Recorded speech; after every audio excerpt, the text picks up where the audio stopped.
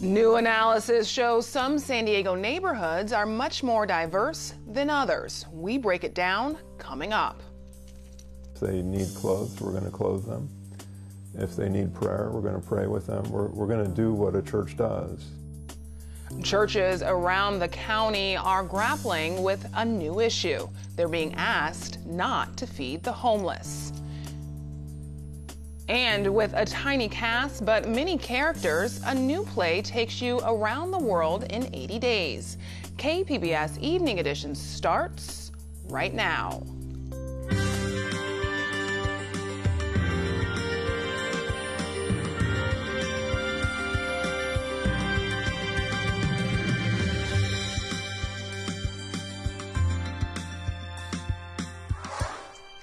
Good evening and thanks for joining us. I'm Ebony Monet.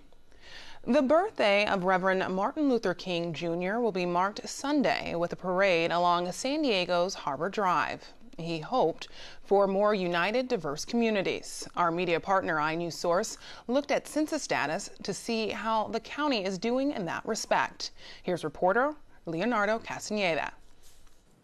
When two residents in the southeastern San Diego neighborhood of Encanto meet, there's a 71% chance that they are of different racial and ethnic backgrounds. That makes it one of the most diverse neighborhoods in San Diego County based on an iNewsSource analysis of U.S. Census Bureau data. That doesn't surprise Brian Pollard. He's the chief executive of the Urban Collaboration Project, a San Diego nonprofit. I spoke with him at the community space in the southeast neighborhood of Lincoln Heights, where signs of diversity abound. Sure, well, look around you. I mean, you could see the colorful art on our gathering place here, and you could look at some art across the street. And we're creating a mile of art here. And you see the diversity of the cultures, because I'm one of the old school people that think we have strength in diversity, and that there are advantages to having difference. Looking at the other side, coastal neighborhoods from Carlsbad to Point Loma have some of the lowest diversity in the county. The odds of two residents there being of different backgrounds is less than 45%. The diversity analysis iNewsSource did doesn't look for any particular race or ethnicity, but rather how evenly distributed the population is among race and ethnicity groups used by the census. San Isidro, which has a primarily Hispanic population, has the least diversity in the county. To see a map of racial and ethnic diversity in San Diego County, you go to data.inewssource.org. For KPBS, I'm iNewsSource reporter Leonardo Castaneda. iNews Source is an independently funded nonprofit partner of KPBS. Governor Jerry Brown included $46 million in his budget proposal this week to make the first year of community college free. KPBS education reporter Megan Burks says the San Diego Community College District is running the numbers to see if it can also make the second year free. Under a program called San Diego Promise, the college district uses donations to cover 2 years' tuition for up to 800 local students. Chancellor Constance Carroll says the governor's proposal would pick up the tab for year one, allowing it to focus Promise dollars on year two. Now we will have the opportunity to make it a 2-year package instead of a 1-year package. The question mark will be, how many students are we talking about? 2,700 students in the region could benefit from the governor's proposal in their first year. The college district's existing spending would cover the second year for more than half of them. More donations and federal student aid could make up the difference. All of this could change, however, as the state budget process unfolds. Megan Burks, KPBS News. The governor included another boost for community college in his budget by proposing setting aside $120 million to develop a fully online version. The courses would be geared towards adults who don't have the time to attend classes on campus. Officials say the courses will focus on job skills in fields like healthcare and manufacturing. We're hopeful and expect that the legislature will agree with the governor and make this a budget priority. In the meantime, we're going to work with our own faculty, our constituent groups, experts in this field throughout the country to really start developing this idea out and putting a little bit more flesh on the bones of this idea. If this part of the budget gets approved, courses would start in 2019. San Diego Mayor Kevin Faulconer laid out plans to address homelessness and housing affordability in his annual State of the City address last night. KPBS Metro reporter Andrew Bowen says the mayor wasted no time acknowledging the city's big challenges. It took the mayor only 3 minutes to address what was one of the most embarrassing stories of 2017, the hepatitis A outbreak, which hit the homeless the hardest. Progressives have accused Faulconer of criminalizing homelessness, and a small protest took place outside the Balboa Theater before the speech. Faulconer says the city needs to enforce its laws. We must punish crime, not ignore it. America's finest city will no longer tolerate the use of a sidewalk, a riverbed, or a tarp as a home. The mayor quickly added the city will still act with compassion, and he announced new plans for a storage center where people who are homeless could keep their belongings. Speaking after the speech, City Councilwoman Georgette Gomez welcomed that idea. All good. We need it. We need more of it. We need to build more housing for not only just homeless folks, but also just regular San Diegans that cannot afford to live in San Diego, and they're having to double up with another family. Perhaps the biggest barrier to housing the homeless is lack of money for new permanent housing. The mayor took time to plug a newly launched Citizens Initiative that would fund homeless services and, one of his longtime priorities, an expansion of the convention center. Andrew Bowen, KPBS News. Across the county, organizations are pressuring churches to stop serving meals to the homeless. In El Cajon, the practice is banned on city property. In La Jolla, the town council asked a local church to stop. But churches say the service is part of their religion. KPBS reporter Claire Tragesser says the recent hepatitis A outbreak has added fuel to this ongoing argument. On a warm Tuesday afternoon just before Christmas, Tricia Souza was frantically unpacking chips, candy, lemonades, and baby wipes. She stacked them on folding tables in a grassy Mission Bay park while a group of people eagerly waited for the free meal. Well, we feed anybody in need and people lonely, hungry, homeless, with homes. Her organization, called So Others May Eat, had also been serving meals at a church, Mary Star of the Sea in La Jolla. But just before Thanksgiving, those meals were canceled. It's still kind of a mystery to me. So I got a phone call because they were talking about hepatitis when that he didn't want to be the priest, that brought hepatitis into La Jolla. The priest, Father Jim Rafferty, disputes the details of the story, but told KPBS he did stop the dinners in part because of concerns over hepatitis A. An outbreak of the disease has killed 20 and infected almost 600 people in San Diego County and has hit the homeless population especially hard. Rafferty wouldn't do a recorded interview, but told KPBS, quote, "I don't want to be accused by the good people of La Jolla of bringing hepatitis A into the area. If there was just one case, they'd be looking at me, ready to pin the tail on that donkey." Rafferty says some La Jollans have resisted feeding the homeless well before the hepatitis A outbreak. The disease is just a new excuse to call for the meals to stop. Ann Kerbash, the president of the La Jolla Town Council, also declined a recorded interview, but told KPBS the council asked the church to stop the meals. She said the meals were attracting people to La Jolla, and we are concerned about hygiene. At another Catholic church in Pacific Beach, things have gone differently. On a gray Monday evening in January, people got meatloaf, salad, and bread at St. Brigid Parish. Deacon Chris Hulbert says some neighbors have long opposed their meal service. Last year, a petition called on them to stop, and someone reported the church to the county health department. The county came to us. I think, we don't know exactly how it happened. We think that somebody called the county and provoked the inspection. But I don't know that for sure. County inspectors came, requested some changes, and then gave the church high marks. We got an A, like a restaurant would have an A. Hulbert says helping others is part of the church's beliefs. We're going to continue to serve people in need who come to our facility seeking help. If they're hungry, we're going to feed them. If they need clothes, we're going to clothe them. If they need prayer, we're going to pray with them. We're going to do what a church does. Ann Kerr-Bash, the La Jolla Town Council's president, says she understands that these meals are part of religion for some. But she told KPBS that meals aren't the best way to help people. People come and it makes them feel good because they provide some truth to people and then leave, she said. But they haven't done anything except be able to tell their neighbors they went down and, quote, helped the homeless. Holbert says not everyone who comes is homeless and that the meals are about more than food. They're about encountering people where they are and engaging with them as human beings. Claire Tregesser, KPBS News. This Sunday, activists in El Cajon are planning to serve a meal to protest the city's ban on feeding people on city property.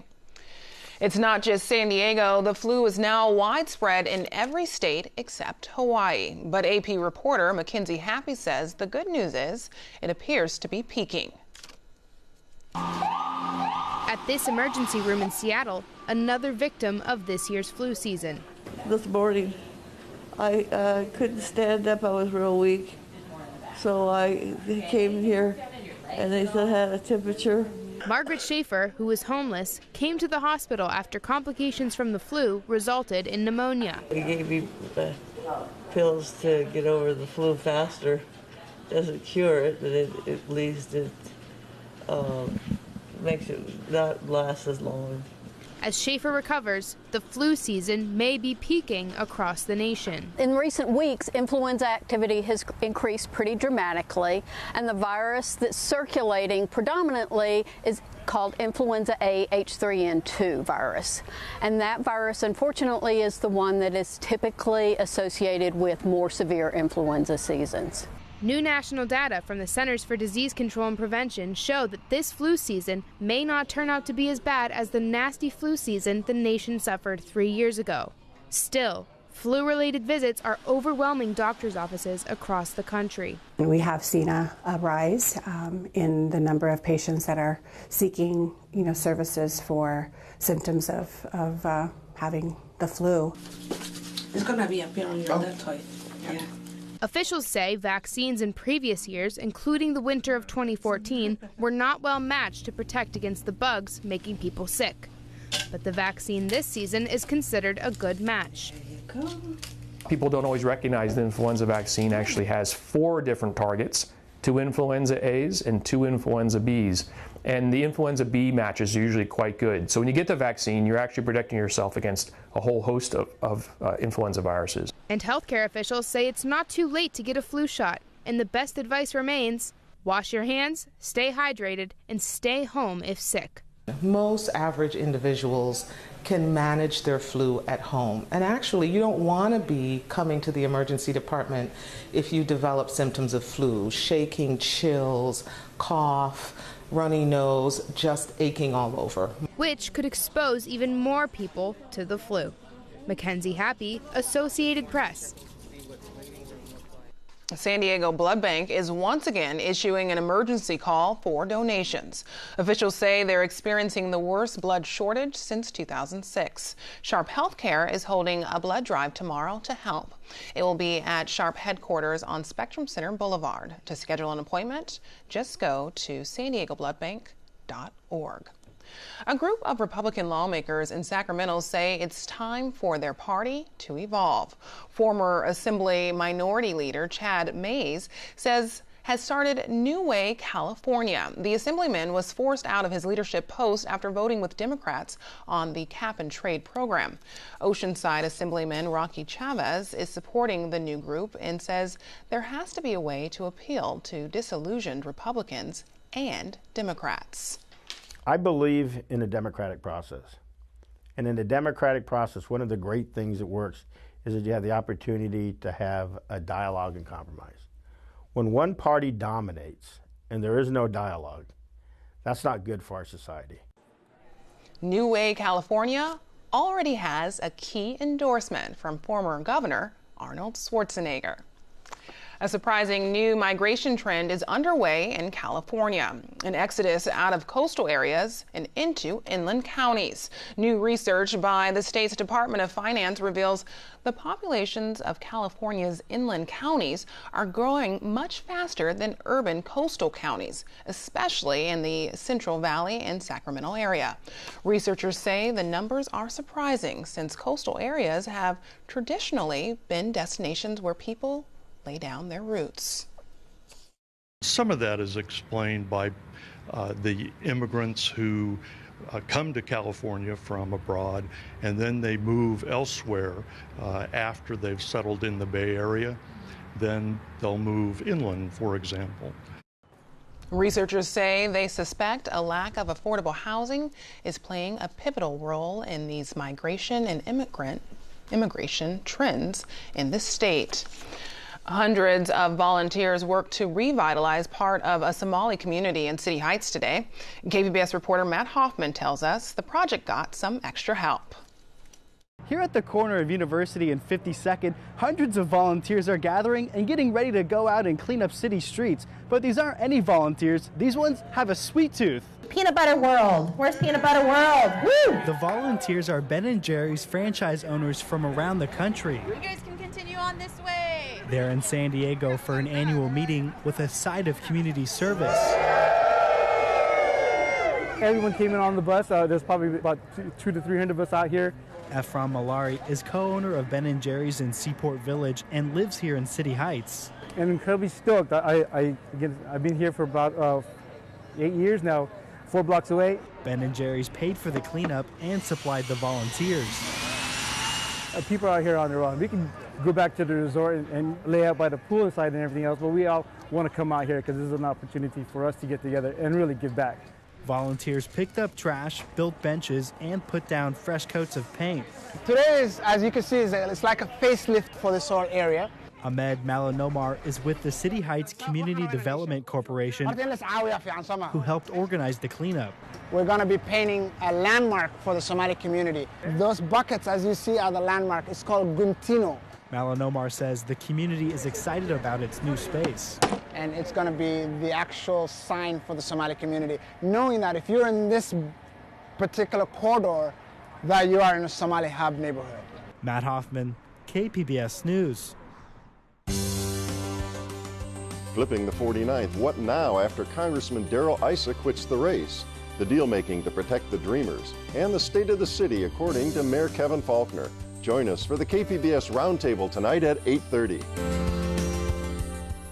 The Santa Barbara County Sheriff's Office has released the names and ages of all 17 victims of this week's mudslides. There are 4 juveniles on the list. There are mothers, fathers, grandfathers, siblings, and the list goes on and on. This was a very sad and tragic announcement for us to make. The mudslides swept through the coastal community of Montecito on Tuesday morning, catch many of the victims off guard. 5 people are still missing.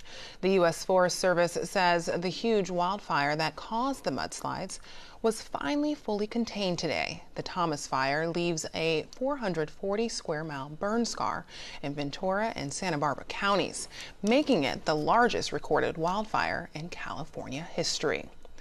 Along with loss, there are survival stories as well.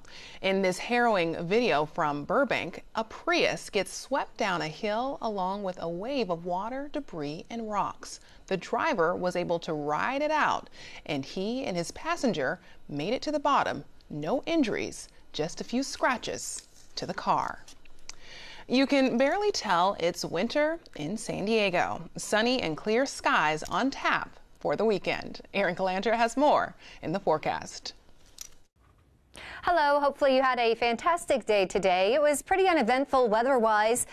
Things are getting a little bit warmer, and we have plenty of sunshine as well. Taking a look at our radar and satellite, not much happening here across San Diego County. And taking a bigger look, well, not much happening really in the southwest. A couple showers right on the border of Nevada and Northern California, but other than that, it's quiet around here. We are under the influence of a high-pressure system, so it's going to stay pretty dry and pleasant. Tonight, 54 54 degrees, partly cloudy conditions. And that's how it looks across the county. Borrego Springs coming in at 49, Poway 52, Oceanside 44, and Alpine 51 degrees. On Saturday, it's going to be absolutely beautiful. You should probably plan some outdoor activities if you don't have any planned already, because temperatures slightly above average. It's going to be warm out there with plenty of sunshine. We have this offshore flow, so that means we're going to see fewer clouds as well here along the coast. Temperature-wise, San Diego 77. That is warm. We should be in those upper 60s this time of year. Poway 85, Oceanside 80, Borrego Springs 79, and Alpine 79 degrees. Taking a look at the national picture, well, we're seeing another winter storm in the northeast, also in the central part of our country. To the north of us in the Pacific Northwest, some rain early next week. But for the weekend, Seattle is going to stay nice and dry with some sunshine. So along the coast, we're expecting temperatures to slowly decrease. On Saturday, we're at 80 degrees and then slowly getting cooler. Tuesday and Wednesday, down to 70 degrees, which is much closer to where we should be. Inland, we're at 85 degrees on Saturday. It's going to be a warm day, and then we decrease down to 76 by Wednesday. In the mountains, we're in the 60s, even the 50s. Overnight lows reaching the 30s on Tuesday. And then in the deserts, we're in those upper 70s throughout the week, dropping down to the 40s for our overnight lows. For KPBS News, I'm Erin Calandra. Ebony, back to you. I'm Judy Woodruff. Tonight on the NewsHour, President Trump sets off new criticism around the globe for what one U.S. senator calls vile, racist language. Coming up at 7, right after Evening Edition on KPBS. Original Mickey Mouse Club Mouseketeer Doreen Tracy has died. Okay, Mouseketeers, listen closely to Doreen. Beauty is as beauty does. That's what wise men say. Tracy appeared on the ABC show in the mid-1950s, along with Annette Funicello and Frankie Avalon. It was a huge hit, attracting millions of young viewers. The brainchild of Walt Disney helped fund Disneyland. Tracy was a part of the cast for the show's 4-year run before being revamped in the 1990s with a new cast, including Justin Timberlake and Britney Spears. Disney officials say she died of pneumonia following a 2-year battle with cancer. She was 74. In case you missed it, Hamilton fever has hit San Diego. More than 2,800 high school students got a behind-the-scenes look at the award-winning musical. KPBS reporter Megan Burks shows us this exclusive Edu-Ham lesson.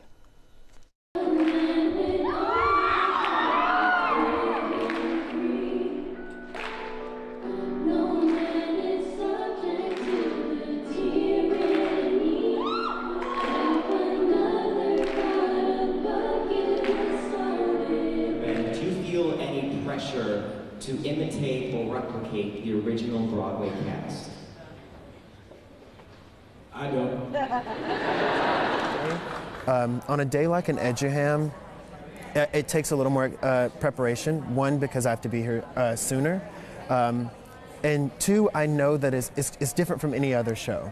I know that there's a lot of, the future of our country is sitting in the audience, versus a group of adults who just had a long day at work and they're just looking for something to entertain them for the night. So I feel like the pressure and the call for that day is a lot heavier, because someone out here is going to change the world.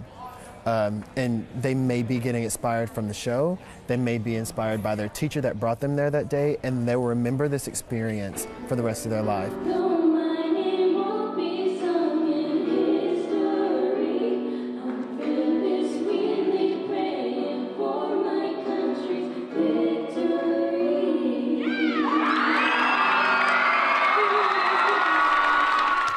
Some say North County is becoming an arts hub. This weekend is a good example of why. KPBS arts calendar editor Nina Guerin tells us what's happening. Yes, it's true. North County is the place to be if you're looking for interesting arts events this weekend. Let's begin in Escondido with an exhibition and celebration of Nikki DeSanfal. This internationally known mosaic artist spent her last years in San Diego and created her greatest piece in Escondido. Queen Khalifa's Magical Circle is a larger-than-life sculpture garden filled with bright colors, unique mosaics, and fantastical creatures. California Center for the Arts celebrates this piece with an exhibition that features never-before-seen sketches, photos, models, and blueprints of the sculpture garden's creative process. You'll also see work by local mosaic artists inspired by Nikki DeSanfal. Over in Solana Beach is the San Diego premiere of Around the World in 80 Days, a play based on the novel by Jules Verne. It's 1872, and adventurer Phileas Fogg bets his friend that he can get around the world in just 80 days. North Coast Repertory Theater stages this show that's described as a cross between Monty Python and Groucho Marx.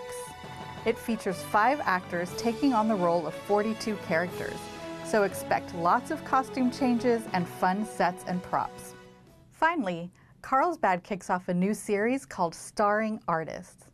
It's loosely based on the show Inside the Actors Studio and features a Q&A session with a San Diego artist. The first event brings director Herbert Siguenza and actress Nadia Guevara. Both are working on the show Cloud Tectonics at the New Village Arts Theater. After the Q&A, there'll be a live performance. Upcoming events will focus on live music and dance. For KPBS Arts, I'm Nina Guerin. Stay up to date on the San Diego art scene with the KPBS Arts Calendar and our arts newsletter. Sign up at kpbs.org/newsletter. You can find tonight's stories on our website, kpbs.org/evening edition. Thanks for joining us. Have a great night.